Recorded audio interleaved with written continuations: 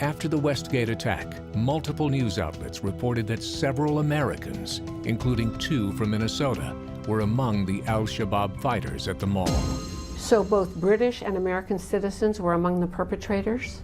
Yes. From the information that we have,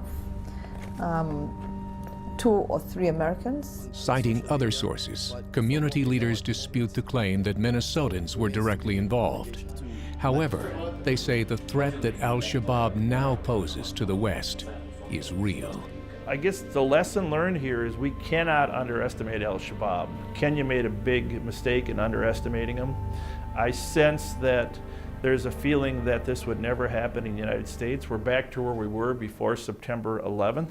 AlShabaab released its most recent video on October 17, 2013, which called for Muslims living in the West to attack non-believers in their communities. Jihad is an obligation upon every Muslim living in the West today.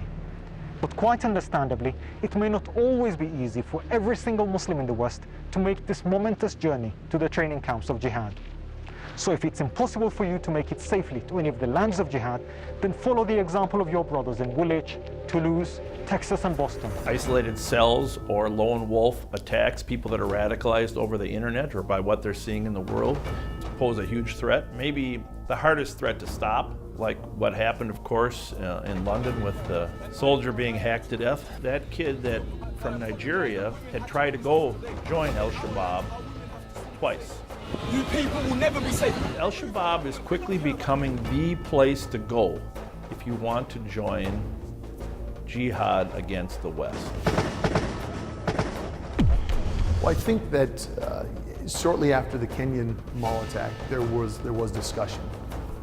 There was a discussion in many quarters, about the Mall of America, about other shopping centers throughout the United States, and so to be completely oblivious to that, I think, is not wise. And certainly as an American, when you watch footage of what happened at that mall in Nairobi, you can't help thinking to yourself, yeah, well, if that was a mall in the United States, how would it be different?